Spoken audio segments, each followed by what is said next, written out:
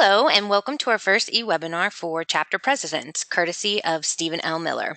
We wanted to create quick webinars, trainings, and interactive sessions for our chapter presidents because we realize that your job isn't easy. And while no one can completely prepare you for this role, we want to try to offer you as much continuous support and resources as possible. So for your entire term, we are going to provide you with quick trainings on topics that we think will be valuable to your presidency. And should there be topics that you're interested in discussing, let us know. In order to receive credit for participating in these trainings, please comment your name and a question or thought based on the content that was discussed in the comment section below.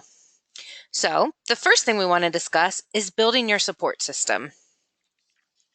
Sometimes as a chapter president, you feel like the job is left solely up to you and the success or failure of your organization rests on your shoulders. This just isn't so. Your greatest resources are the people around you.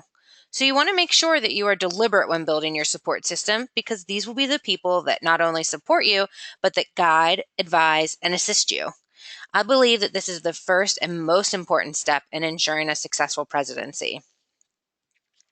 So your first step in establishing a support system is getting clear on what you want and what your goals are. When you have a plan and some direction, you will be more easily able to identify the right people to help you reach those goals. Now remember, you want to be deliberate, so take some time to figure out who is best suited for your team. Are your goals lofty and you need someone who is going to challenge you? Do you think you get more out of someone who has been through it and can offer advice and personal experiences? Or do you work better with peer-to-peer feedback? It may be best that you get a little bit of each. The more perspectives you get are better. So your next step should be to list all of the resources that are available to you right now. This list isn't necessarily everyone who will comprise your team. It's just a way to get you thinking about who is available. So make sure you exhaust the list. Who has the skill set, knowledge, and expertise that can help you? Who can challenge you? Who can empathize with you? Who can help you get connected? List everyone that you think will be willing to help. Next, you want to make a list of the resources that you would like to have access to. So what are the areas or departments on campus that you wish you knew more about or want to be connected to? Are there areas of weakness that your chapter is currently experiencing that you want to focus on? Remember, use the goals that you have set as a blueprint for the types of resources that you want. If a goal is to offer more membership development programs, then maybe it would be wise for you to get a support person that could present to the chapter. If your main focus is recruitment, then maybe you should consider folks on campus who are well connected, liked, and very visible so that they can assist in marketing and publicizing your chapter colony. So let's review some of the obvious options that you have at your disposal. These individuals are people who we would definitely recommend to be part of your support team. First is your campus fraternity and sorority advisor. Their job is to help you to be successful. They also probably know the most about the inner workings of your Greek community and what you need to do in order to be successful. They've seen what works and they have seen what doesn't. Chances are they will challenge you, but will also be there to support you through challenging times. If you haven't already done so, you want to make sure that you reach out to this individual. Call and ask for an appointment. Make sure that you arrive 5 minutes early and introduce yourself. The impression that you make matters. Come prepared with a list of questions and needs and be sure to take notes. As a past Greek director, I can confidently say that those individuals that took the initiative were the ones that I was more quickly to help and support because I knew that they cared and were committed to their role. Make sure that you get all the expectations out of the way when meeting with your advisor. You want to make sure you know what paperwork and information is needed from you and how often they would like to meet with you. Now, chances are your advisor has been through a couple of different presidents and has a good feel for where you as a chapter or colony is. They probably have a good idea of where you're at currently and where you're going. Make sure you talk to them about where they think you stand and what should be some of the things that you focus on. Then follow up with asking for their advice and support, because chances are they will be happy to help. When your meeting has concluded, make sure that you save their contact information and record when you are planning to meet next. It's important that you complete any follow-up steps, and it's always in good taste to send them a thank you note after your first meeting. Another person or persons that you want on your support team are your volunteer advisors. So this may be your chapter advisor or alumni board president. These individuals can offer you the triangle perspective and be there to support you on a regular basis. It's important that you appreciate and value their time, as this is a voluntary role. Now, because you're going to be interacting with this person frequently, it's important that you establish a working relationship. Make sure you set up time to meet to discuss your leadership and communication styles. That way, you're setting yourself up for success from the start. You also want to make sure that you ask deliberate questions with your volunteer advisors. Find out where they feel your chapter or colony stands and what you need to work on. Also ask them what their advice is for your role and what expertise they can offer you. Make sure you talk expectations around communication and meetings. Creating ground rules and transparency from the start will take you a long way. While you may think that the national headquarters is there to just collect money and hold you accountable, we're actually one of your most valuable resources. The team at HQ is there to support, assist, and guide you. Our staff has various levels of expertise and focus areas and are ready and able to help you in pretty much every area possible. Gary Ballinger serves as the Director of Chapter Development and has served as a Greek advisor for a number of campuses.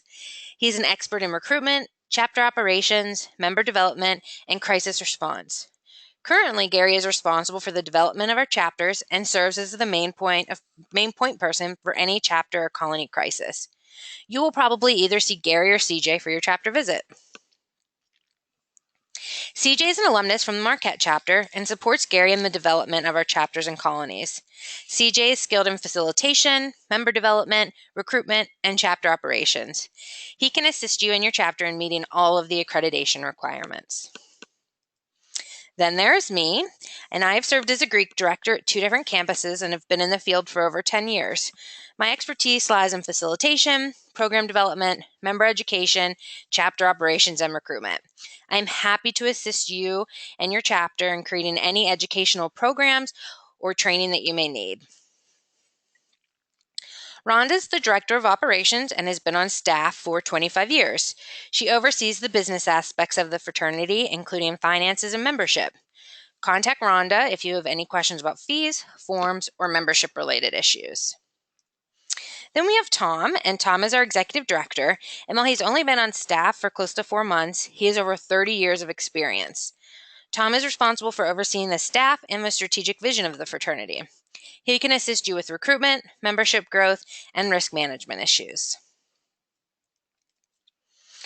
Another resource and member of your support team that you may not be aware of is the North American Interfraternity Conference.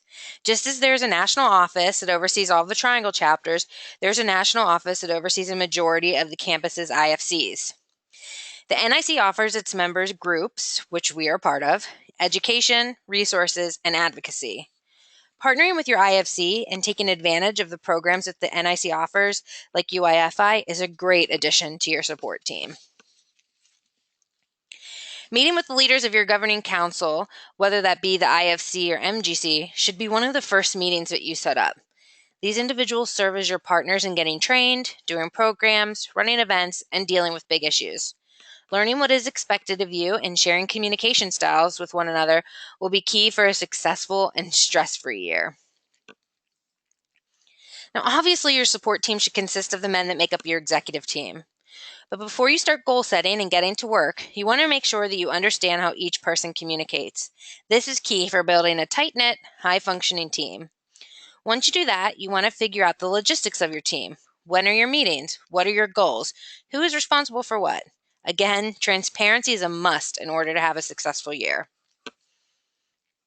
Now, as we discussed earlier, the chances are pretty high that you're going to work or interact with a number of departments on campus. Make sure you get to know these individuals before you ask for help. It's always a good idea just to reach out and introduce yourself as the new president. Now, one of the resources that we most often forget about are other student organizations. These can be Greek organizations or general interest groups. Sometimes we let the fact that we are competing for the same members get in the way of collaborating. But you have to remember that you're usually competing because our organization's purposes and goals overlap. It's important that you use that to your advantage. Partner with other organizations to share resources, ideas, and programs. And as a minimum, you should be reaching out to other organizations and educating them on Triangle as an additional recruitment tool. Remember, your community is full of people that can probably contribute to your cause in one way or another. Your job is to identify what you want and need and who are the people that can help you get there. Take the time to identify those individuals and establish relationships. And remember, your success takes a village. So that concludes our first President E workshop. As a reminder, to receive credit for viewing this workshop, please comment with your name and a question or comment in the comment section below. I hope that you enjoyed this program and that you will join us for our next program next month, where we will discuss leadership challenges like cutting the dead weight, dealing with members that want to quit, masculinity and sexual assault, and dealing with that Peter Pan alumnus. As always, feel free to contact me at ariel@triangle.org with any questions. Thank you.